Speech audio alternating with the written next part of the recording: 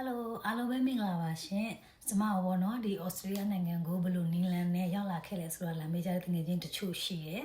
အဲ့ဒီအတွက်ကျမဩစတြေးလျနိုင်ငံကိုဘယ်လိုနီလန်နဲ့ရောက်လာခဲ့လဲဆိုတော့ဒီဗီဒီယိုနဲ့ share လုပ်ပေးသွားမှာဖြစ်ပါတယ်ရှင်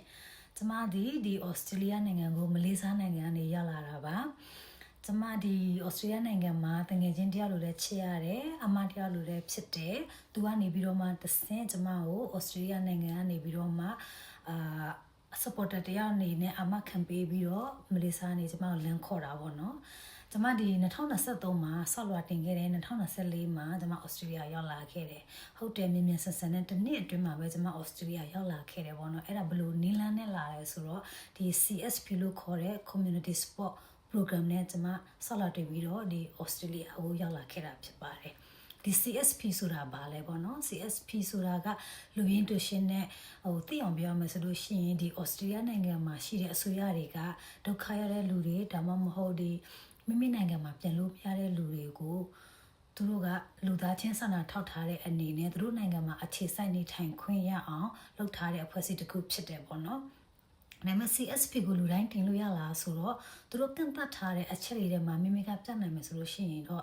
ဆောက်လွှာတင်လို့ရမှာပေါ့နော်ဒီသူတို့ကန့်သတ်ထားတဲ့အချက်ကဘာဖြစ်မလဲဆိုတော့ဒီအသက်18နှစ်နဲ့50ကြာဖြစ်ရမယ်အင်္ဂလိပ်စာလိုလို့ဆိုလည်းပြောတတ်နိုင်ရမယ်ဘာလို့လဲဆိုတော့ဒီ visa ကျလာတဲ့အခါသူတို့ကအင်္ဂလိပ်လိုမျိုးပဲ interview မေးမှာမို့လို့ပေါ့နော်ပြီးလို့ရှိရင်လည်းဒီဆောက်ထားသူကမိမိနိုင်ငံကနေပြီးတော့မှမဟုတ်ဘဲနဲ့အခြားနိုင်ငံမှာနေရမှာဖြစ်ပါတယ်ကျမလိုမျိုးဆိုလို့ရှိရင်ကျမဒီဆောက်လွှာကိုမလေးစားနေဆောက်ထားတာပေါ့နော်အဲ့လိုပေါ့နော်ဒါလို့ရှိရင်ဒီဩစတြေးလျနိုင်ငံကိုရောက်ပြီး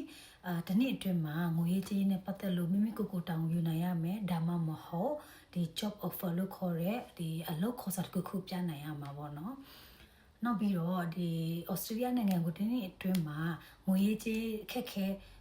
ဖြစ်လာခဲ့တော့အဲ့ဒီငွေရေးကြေးနဲ့ပတ်သက်ပြီးတော့မိမိအတွက်ကူညီပေးမဲ့လူတာဝန်ယူပေးမဲ့လူတယောက်ပြနိုင်ရမယ်အဲ့ဒီလူကဩစတြေးလျနိုင်ငံမှာနေရမယ်တကယ်ချင်းလည်းဖြစ်ကောင်းဖြစ်မယ်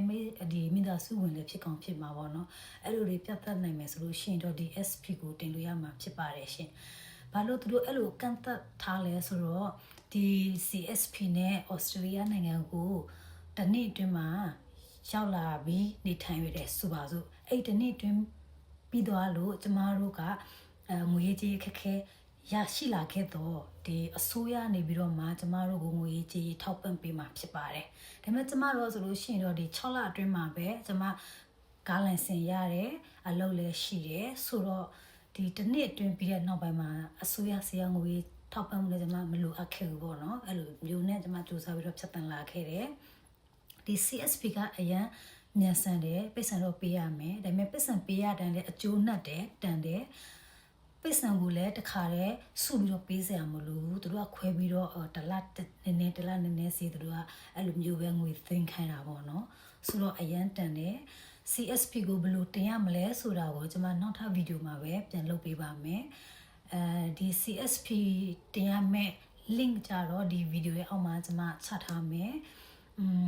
ဝင်ပြီးတော့တွားကြည့်ပါမိမိနဲ့ကိုက်ရင်မှုရှိမယ်ဆိုလို့ရှိရင်တင်စီချင်တာပေါ့နော်တကယ် SP နဲ့ရောက်လာတာနဲ့ကျမတို့ကဒီ permanent resident ချက်ချင်းဖြစ်သွားမှာမို့လို့ပေါ့နော် permanent resident ဆိုတာဒီနိုင်ငံမှာသိတဲ့အတိုင်းပဲကျမတို့တွေ permanent resident ဖြစ်တယ်ဆိုလို့ရှိရင်ဒီ citizen နိုင်ငံသားတရားလိုပဲအခွင့်အရေးအကောင်ရတာပေါ့နော်